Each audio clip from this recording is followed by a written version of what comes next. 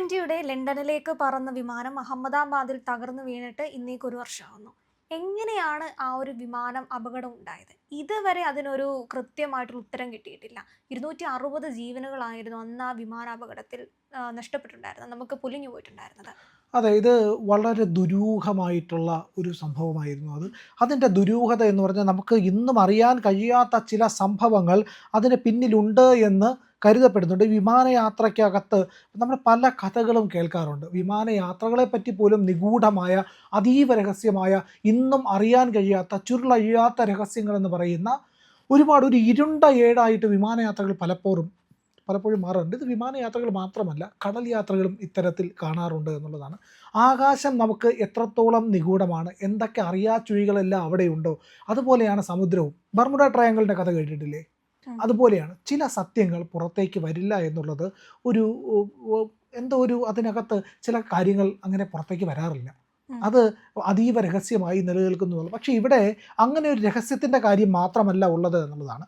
ഈ പറന്നുയർന്ന മിനിറ്റുകൾക്കുള്ളിലാണ് അഹമ്മദാബാദ് വിമാന അപകടത്തിൽപ്പെട്ട എയർ ഇന്ത്യയുടെ ബോയിങ് A171 എന്ന് പറയുന്ന ബോയിങ് 787 ഡ്രീം ലൈനർ തകർന്നു വീഴുന്നതാണ് എന്നുള്ളത്. നേരെ വന്ന് പതിക്കുന്നതെന്ന് പറഞ്ഞാൽ JB മെഡിക്കൽ കോളേജ് ഹോസ്റ്റലിൻ്റെ മുകളിലേക്കാണ്.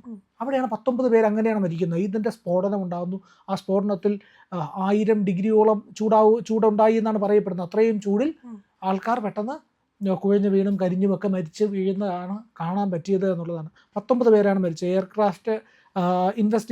Aircraft accident investigation bureau AAIB അവരാണ് ഇതിൻ്റെ അന്വേഷണം നടത്തുന്നത്. സാധാരണഗതിയിൽ ഒരു പ്രോട്ടോകോൾ ഉണ്ട്. വിമാനാപകടം നടന്നാൽ എത്ര കാലത്തിനുള്ളിൽ ഒരു അന്വേഷണം നടത്തി ആ അന്വേഷണത്തിൻ്റെ കാര്യങ്ങളെല്ലാം തന്നെ കണ്ടെത്തി അത് പൂർണ്ണമായ ഒരു റിപ്പോർട്ട് നൽകുക എന്ന് പറയുന്നത് ഒരു പ്രോട്ടോകോളിൻ്റെ ഭാഗമാണ്. ആ പ്രോട്ടോകോളിനനുസരിച്ചാണ് ഒരു വിമാനാപകടത്തിൻ്റെ വിവരങ്ങൾ എല്ലാം തന്നെ ലഭിക്കുന്നത് എന്നാണ്. ഈ വിമാനം തകർന്ന് വീണ് കഴിഞ്ഞപ്പോൾ തന്നെ ഇതിൻ്റെ ബ്ലാക്ക് ബോക്സ് കണ്ടെത്തി ഇല്ലേ? ആ ബ്ലാക്ക് ബോക്സ് എന്ന് പറഞ്ഞാൽ ഒരു ഓറഞ്ച് കളറിലിരിക്കുന്ന ബോക്സാണ്. ഓറഞ്ച് കളർ എന്തുകൊണ്ടാണ്? പെട്ടെന്ന് കണ്ടെത്താൻ വേണ്ടിയിട്ടാണ് ഓറഞ്ച് കളർ കൊടുത്തത്. ബ്ലാക്ക് ബോക്സിൻ്റെ പ്രത്യേകതയെ നമ്മൾ ആ സമയത്ത് ഒരുപാട് ചർച്ച ചെയ്താണ്. 1000 ഡിഗ്രി ചൂടായാൽ പോലും ഇത് ഉരുകിപ്പോകില്ല, കേട് സംഭവിക്കില്ല, ഇതിനകത്തെല്ലാം റെക്കോർഡ് ചെയ്യപ്പെടും. ഈ കോക്പിറ്റിലെ മുഴുവൻ സംഭാഷണങ്ങൾ, അതുവരെ നടന്നിട്ടുള്ള വിവരണങ്ങൾ, യന്ത്രങ്ങളുടെ മാറ്റങ്ങൾ, അതിൻ്റെ വിവരണങ്ങളെല്ലാം തന്നെ രേഖപ്പെടുത്തപ്പെടുമെന്നാണ് പറയപ്പെടുന്നത്. അതിപ്പോൾ അങ്ങനെയാണ് ഈ വിവരങ്ങൾ പുറത്തേക്ക് വരുന്നത്, പല കാര്യങ്ങളും. അപ്പോൾ അങ്ങനെ വന്ന് ഒരു വർഷത്തിനകത്ത് ഈ ആക്സിഡൻറ്റ് ആക്സിഡൻറ്റ് അന്വേഷണം എന്തുകൊണ്ട് എന്നുള്ളത് പൂർത്തിയാക്കാൻ കഴിഞ്ഞില്ല. അവസാന ഘട്ടത്തിലാണ് എന്ന് കഴിഞ്ഞ മാസം നമ്മുടെ വ്യോമയാന മന്ത്രി റാം മോഹൻ നായിഡു അഹമ്മദാബാദ് സന്ദർശിച്ചപ്പോൾ തന്നെ ഇത് പറഞ്ഞിരുന്നതുമാണ്. അവസാനം ഒരു പ്രഥമ വിവര റിപ്പോർട്ട് ഇതുമായിട്ട് ബന്ധപ്പെട്ട് ഉണ്ടായിരുന്നു. ഇതിൻ്റെ ഒരു ഇടക്കാല റിപ്പോർട്ടും ഉടനെ പുറത്തു വരുമെന്ന് പറഞ്ഞിരുന്നു. അങ്ങനെ ചില റിപ്പോർട്ടുകളൊക്കെ പുറത്ത് വന്നതിൻ്റെ അടിസ്ഥാനത്തിൽ ചില കാര്യങ്ങൾ അന്നേ നമ്മൾ ചർച്ച ചെയ്തതാണ്. അതിനകത്ത് പ്രധാനപ്പെട്ട ഒരു കാര്യം എന്ന് പറഞ്ഞു കഴിഞ്ഞാൽ ഇതിൻ്റെ ഫ്യൂവൽ സ്വിച്ച് ഉണ്ടായ മാറ്റമാണ്. വിമാനം ഇതിനകത്തിൽ തന്നെ ഈ പൈലറ്റുകളുടെ തന്നെ ഒരു ഓഡിയോ ക്ലിപ്പ് ഒക്കെ പുറത്തു പോയി എന്ന് പറയുന്നത് ബ്ലാക്ക് ബോക്സിൽ നിന്ന് ലഭിച്ചതാണ്. അവർ തമ്മിലുള്ള സംഭാഷണം അല്ലേ? റൺ എന്നതിന് പകരം കട്ട് ഓഫ് എന്നാണ് അതിൽ പറയുന്നത്, അല്ലെങ്കിൽ റിപ്പോർട്ടിൽ പറയുന്നത്. എന്താണ് ഇങ്ങനെ എന്നൊക്കെ ചോദിക്കുന്നുണ്ട്, പരസ്പരം ചോദിക്കുന്നതിൻ്റെ ഒക്കെ. അപ്പോൾ തന്നെ ഒരു സംശയം തെളിയിക്കുന്നുണ്ട് എങ്ങനെയാണ്. അതുകൊണ്ട് തന്നെയാണ് പൊതുവെ ഒരു വിമാന അപകടം ഉണ്ടായി. 242 ആളുകൾ അതിൽ സഞ്ചരിച്ചു. അതിൽ ഒരാൾ അത്ഭുതകരമായി രക്ഷപ്പെട്ടു എന്ന് പറയുന്നത് തന്നെ ആ ഒരു ജീവൻ അത്രയധികം അയാൾക്ക് അത്ര ലക്കുണ്ടെന്ന് പറയുന്നത്. കാരണം ബാക്കി 241 പേരും രക്ഷപ്പെടൽ പോലും ദുരൂഹമായിരുന്നു അല്ലേ? അതായത് ഇതൊരു ബിൽഡിങ്ങിൻ്റെ മുകളിലേക്കാണ് വീഴുന്നത്. അത് 3-4 നില കെട്ടിടം, ഉയർന്ന കെട്ടിടത്തിന് മുകളിലേക്കാണ് വീഴുന്നത്. എന്നിട്ട് അതിൽ നിന്ന് രക്ഷപ്പെടുന്നു. അയാൾ ഇരുന്നത് ഈ പറയുന്ന ഏതാണ് ഇജക്ഷൻ സീറ്റ് അല്ല, ഇജക്ഷൻ സീറ്റ് യുദ്ധവിമാനത്തിലാണ്. ഇതെന്താണ്? പെട്ടെന്ന് എമർജൻസി എക്സിറ്റിന് തൊട്ടടുത്താണ് ഇരുന്നത്. അവിടെയാണ് ഈ പറയുന്ന അപകടത്തിൽ നിന്ന് ഇയാൾക്ക് രക്ഷപ്പെടാൻ കഴിഞ്ഞത് എന്നാണ് പറയുന്നത്. പക്ഷേ അത് മാത്രമല്ല, ആ വീഴ്ചയും അതിനുശേഷം ഇയാൾ വലിയ ട്രോമയിലാവുകയും ഇയാളുടെ സഹോദരൻ ആ വിമാനത്തിൽ മരിക്കുകയുണ്ടായി. അപ്പോൾ ഇങ്ങനെ ഒരുപാട് പ്രശ്നങ്ങളുണ്ടായിരുന്നു. അപ്പോൾ അതൊന്നാമത്തെ കാര്യം. അതവിടെ നിൽക്കുമ്പോൾ ഈ ആതിര പറഞ്ഞ കാര്യമില്ലേ, എന്തുകൊണ്ടാണ് ഇതിൽ ഒരു 2 പൈലറ്റുമാർ, അതായത് ഒരു പൈലറ്റ് സഹ പൈലറ്റിനോട് ചോദിക്കുന്നു എന്തിനാണ് അത് ഓഫ് ചെയ്തത് എന്ന് ചോദിക്കുന്നു. അപ്പോൾ ഇയാൾ പറയുന്നുണ്ട് ഞാനല്ല എന്ന് പറയുന്നു. ആ മറുപടി ഉണ്ട്. അതായത് ഒരു വിമാനത്തിൻ്റെ ഫ്യൂവൽ സ്വിച്ച് കൂടി ഇതിനകത്തുണ്ട്. നമ്മുടെ ബൈക്കിലും ഫ്യൂവൽ സ്വിച്ച് ഉണ്ട്, കാറിലില്ല അല്ലേ? കാറില്ല, ബൈക്കിലും ഫ്യൂവൽ സ്വിച്ച് ഉണ്ട്. ബൈക്കിൻ്റെ ഫ്യൂവൽ സ്വിച്ച് നമുക്ക് ഓഫാക്കി വയ്ക്കാം, ഓണാക്കി വയ്ക്കാം, റിസർവിലേക്ക് തിരിച്ചു വയ്ക്കാം. അതുപോലെ നമ്മുടെ വിമാനത്തിൻ്റെ ഫ്യൂവൽ സ്വിച്ച് എന്ന് പറയുന്നത് അതിനകത്ത് റൺ എന്ന് പറയുന്ന ഭാഗമുണ്ട്. അതിലേക്ക് തിരിച്ചു വെച്ചിരിക്കുമ്പോഴാണ് ഇത് വിമാനം സഞ്ചരിക്കുന്നത്. അത് കട്ട് ഓഫ് ചെയ്ത് കഴിഞ്ഞാൽ ഏതാണ്ട് 1 മിനിറ്റോളം എടുക്കും ഇത് തിരിച്ച് ഓണായി ഫ്യുവൽ പമ്പ് ചെയ്ത് എഞ്ചിനിലേക്ക് എത്താനായിട്ട്. 1 മിനിറ്റോളം സമയം. 1 മിനിറ്റ് എന്ന് പറഞ്ഞാൽ ഒരു വിമാനത്തിനെ സംബന്ധിച്ച് അതിനിർണായകമാണ്. ഇത് ആകാശത്ത് വെച്ചാണ് ഈ സ്വിച്ച് ഓഫായി പോകുന്നതെങ്കിൽ വീണ്ടും ഓൺ ചെയ്യാൻ കഴിയും, സാവകാശം കിട്ടും. പക്ഷേ പറന്നുയരുമ്പോൾ ഒരു ത്രസ്റ്റ് ആവശ്യമാണ് അല്ലേ, ഉയർന്നു പൊങ്ങാനായിട്ട്. ആ ഉയർന്നു പൊങ്ങുന്ന സമയത്താണ് ഇത് ഓഫായി പോകുന്നതെങ്കിലോ, അപ്പോൾ താഴേക്ക് പതിക്കുകയല്ലാതെ മറ്റൊരു മാർഗമില്ല എന്നുള്ളതാണ്. അപ്പോൾ പൈലറ്റുമാരുടെ സംഭാഷണത്തിൽ അതാണ് പറഞ്ഞത്. അങ്ങനെ പൈലറ്റുമാരെ സംശയിക്കുകയുണ്ടായി. അപ്പോൾ പൈലറ്റുമാരെ സംശയിച്ചപ്പോൾ പൈലറ്റുമാരിൽ ഒരാളുടെ പിതാവ് നേരെ കൊണ്ടുപോയി സുപ്രീം കോടതിയിൽ പറഞ്ഞു, ഇത് അനീതിയാണ്, എൻ്റെ സുപ്രീം കോടതിയിലോ ഹൈക്കോടതിയിലോ കോടതിയെ സമീപിച്ചു ഏതായാലും. എന്നിട്ട് പറഞ്ഞു ഇത് അനീതിയാണ്, എൻ്റെ മകനാണ് വിമാന അപകടത്തിന് കാരണം എന്ന് പറയപ്പെടുന്നു. അപ്പോൾ കോടതി തിരിച്ചു പറഞ്ഞു ഇവിടെ ആരും അങ്ങനെ പറഞ്ഞിട്ടില്ല, അങ്ങനെ നമ്മുടെ സർക്കാരും പറയുന്നില്ല, നമ്മുടെ പൈലറ്റുമാരുടെ പ്രശ്നമല്ല, അവരല്ല ഈ അപകടത്തിന് കാരണം, അങ്ങനെ ഒരിക്കലും പറയാൻ കഴിയില്ല.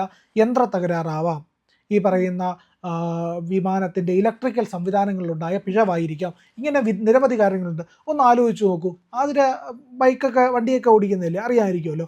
ഒന്ന് ആലോചിച്ച് നോക്കും, ബൈക്കിൽ നിന്ന് ഒരു ശബ്ദം കേട്ടു, ഇല്ലെങ്കിൽ ചെറിയ തകരാറ് വന്നു, ഒരു മിസ്സിങ് ഉണ്ട്, നമ്മളൊരു വർക്ക്ഷോപ്പിൽ കൊണ്ട് കൊടുത്തു കഴിഞ്ഞാൽ എത്ര സമയം എടുക്കും അതൊന്ന് കണ്ടെത്താനായിട്ട്? എന്നിട്ട് അപ്പോൾ പോയിട്ട് വരും, ഞാൻ നോക്കി വെക്കാമെന്ന് പറയും, ഇല്ലെങ്കിൽ നമ്മൾ അവിടെ നിന്ന് തന്നെ നോക്കിക്കുന്നു, കുറേ സമയം എടുത്താണ് പറയുന്നത് ഇത് ഇന്ന തകരാറാണ് എന്നുള്ളത്. അങ്ങനെയാണ് എല്ലാ മെഷീനുകളുടെയും കാര്യം അതാണ്.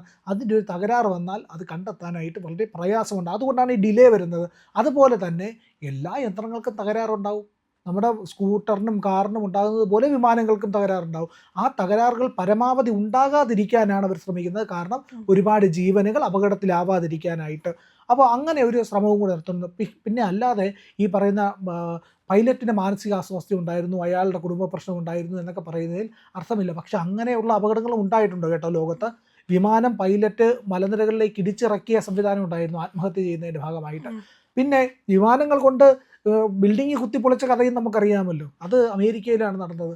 അതിദാരുണമായ മനുഷ്യത്വത്തെ നടുക്കിയ ലോകത്തിലെ ഏറ്റവും വലിയ ആക്രമണമായിരുന്നു ട്വിൻ ടവർ അറ്റാക്ക് എന്ന് പറയുന്നത്. വിമാനങ്ങൾ കൊണ്ടുവന്ന് ബിൽഡിങ്ങിലേക്ക് കുത്തി കയറ്റുകയാണ്, ഇടിച്ചു പൊട്ടിക്കുകയാണ്. അങ്ങനെയും അപകടങ്ങൾ ഉണ്ടായിട്ടുണ്ട്. അന്നും ഈ പറയുന്ന അതീവ ദുരൂഹതകൾ ഇന്നും അതിൽ നിൽക്കുന്നു. എല്ലാ വിമാന അപകടങ്ങളിലും അതീവ ദുരൂഹതകൾ ഇന്നും നിലനിൽക്കുന്നുണ്ട്. അതിലേറ്റവും പ്രധാനപ്പെട്ട ഒരു വിമാന അപകടത്തിൻ്റെ അല്ലെങ്കിൽ വിമാനം കാണാതായതിൻ്റെ ദുരൂഹതകളിൽ വിമാനത്തിൻ്റെ ഏറ്റവും ടോപ്പ് മോസ്റ്റാണ് മലേഷ്യൻ എയർലൈൻസിൻ്റെ ഫ്ലൈറ്റ് നമ്പർ 370, അതായത് MH370 വാനിഷ് ആയിപ്പോയി. അതായത് മാർച്ച് 8, 2014 സംഭവിക്കുന്നത്. അതായത് മലേഷ്യയിലേക്ക് പറന്ന ഒരു പാസഞ്ചർ വിമാനം എന്ന് പറയുന്നത്, അതായത് കൊലാലംപൂരിൽ നിന്ന് ബീജിങ്ങിലേക്ക് പറന്ന വിമാനമാണ്. അത് 239 പാസഞ്ചേഴ്സാണ് അതിലുണ്ടായിരുന്നത്. ഇവർ മുഴുവൻ കാണാതായി എന്ന് മാത്രമല്ല, ഇവരെയും കാണുന്നില്ല, വിമാനവും കാണുന്നില്ല. അങ്ങനെ ഈ അതീവ ദുരൂഹതയിൽ ഈ വിമാനത്തിൻ്റെ അവശിഷ്ടങ്ങൾ പോലും ഇന്നും കിട്ടിയിട്ടില്ല. സമുദ്രത്തിലടക്കം എല്ലായിടത്തും തിരഞ്ഞിട്ട് എങ്ങും കിട്ടിയില്ല എന്നാണ്. അതിനെ പറ്റിയിട്ട് ഒരുപാട് ദുരൂഹത തിയറികളൊക്കെ ഇപ്പോഴും പറയുന്നുണ്ട്. ഈ പറയുന്ന വിമാനത്തിനുള്ളിൽ ചില ചൈനീസ് ശാസ്ത്രജ്ഞരുണ്ടായിരുന്നു, അവരെ അമേരിക്ക തട്ടിക്കൊണ്ടുപോയതാണ് എന്നൊക്കെയുള്ള നരേഷൻസൊക്കെ ഉണ്ട്. പക്ഷെ അതൊന്നും നമുക്ക് വിശ്വസിക്കാൻ കഴിയില്ല, കാരണം അതിനെ പറ്റിയിട്ടുള്ള തെളിവുകളില്ല എന്നുള്ളതാണ്. പിന്നെ ഇത് സംബന്ധിച്ച് ഒരുപാട് സിനിമകളും വന്നിട്ടുണ്ട്, ഇതുപോലത്തെ എയർക്രാഫ്റ്റുകളുടെ കാണാതാകൽ. പറന്നു പൊങ്ങിയ വിമാനം, ഒരു എയർപോർട്ടിൽ ഒരാൾ ഇരിക്കുക, അപ്പോൾ ഒരു വിമാനം ലാൻഡ് ചെയ്യുന്നു. ആ വിമാനം ലാൻഡ് ചെയ്യുമ്പോൾ അതിനകത്ത് മൊത്തം അസ്ഥികൂടങ്ങളായിരുന്നു. വിമാനം ലാൻഡ് ചെയ്തു, അത് എത്രയോ വർഷങ്ങൾക്ക് മുമ്പ് പറന്നു പൊങ്ങിയ ഒരു വിമാനം വർഷങ്ങൾക്ക് ശേഷം വരുന്നു എന്ന് പറയുന്നത് ഫിക്ഷണൽ കഥകളൊക്കെ സിനിമകളായിട്ടൊക്കെ വന്നിട്ടുണ്ട് എന്നുള്ളത്. ഏതായാലും വിമാനയാത്രയും വിമാനത്തിൻ്റെ ദുരൂഹതകളും ഒക്കെ ഒരിക്കലും അസ്തമിക്കാത്തതായി തുറന്നുകൊണ്ടിരിക്കുന്നു. തീർച്ചയായും ഈ ഒരു അഹമ്മദാബാദ് ഈ ഒരു വിമാന അപകടത്തിൻ്റെ ആണെങ്കിലും അവിടെ നിന്ന് കൃത്യമായിട്ട് എങ്ങനെ ഇത് സംഭവിച്ചു എന്നുള്ളൊരു റിപ്പോർട്ട് വന്നാൽ മാത്രമേ ഇതിലൊരു പൂർണ്ണത കിട്ടുള്ളൂ. അതുവരെ ഇത് ദുരൂഹമായി തന്നെ നിലനിൽക്കും. അതിന് എന്തുകൊണ്ടാണ് ഇത്ര കാലതാമസം ഉണ്ടാവുന്നതും കൂടെ പരിശോധിക്കേണ്ടിയിരിക്കുന്നതാണ്. ഇപ്പോഴും എഞ്ചിൻ തകരാറായിരിക്കാം എന്ന അനുമാനം മാത്രമേ ഉള്ളൂ. അതിൻ്റെ അപ്പുറത്തേക്കും അതൊരു സ്ഥിരീകരണത്തിലേക്ക് കടന്നിട്ടില്ല. അതെ, ഏതായാലും അത് അധികം വൈകാതെ തന്നെ പുറത്തു വരുമെന്നാണ് പറയപ്പെടുന്നത്. ഉടനെ അത് വരട്ടെ.